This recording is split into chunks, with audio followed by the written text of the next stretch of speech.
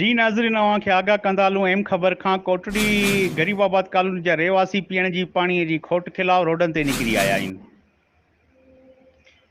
अहम ख़बर खां ॿुधाईंदा हलूं अव्हांखे, कोटड़ी गरीबाबाद कॉलोनी जा रहवासी पीअण जी पाणीअ जी खोट ख़िलाफ़ रोडनि ते निकिरी आया आहिनि। TNT फाटक और ओवरहेड ब्रिज ते एहतजाज। कोटड़ी गरीबाबाद कॉलोनी जे रहवासी मोहम्मद अली लांगा, नियाज़ अली लांगा जी अॻुवाणी में पीअण जी पाणीअ जी खोट ख़िलाफ़ कोटड़ी फाटक ओवरहेड ब्रिज ते एहतजाज कयो। उन मौक़े ते संदन चवणु हो त इलेक्शन ईंदे ई हुकूमत ज़ुर जे बीठल उम्मीदवारनि पीअण जो पाणी बंदि करे छॾियो आहे। यज़ीज़त वारो कमु कयो आहे। वोट हासिल करण लाइ अहिड़े क़िस्म जो कढो अमल कयो वियो आहे जंहिं ख़ामोश न विहंदासीं। ज़िले इंतिज़ामिया पिणु अहिड़े अमल जी भागी बाहिवार आहे। हिननि चयो त आला इख़्तियार पीअण जे पाणीअ जे हथरादू खोड़ जो नोटिस वठे, फौरी तौर ते नोटिस वठण पीअण जो पाणी बहाल कयो वञे। ॿी सूरत में सख़्त खां सख़्त एहतजाज कंदासीं।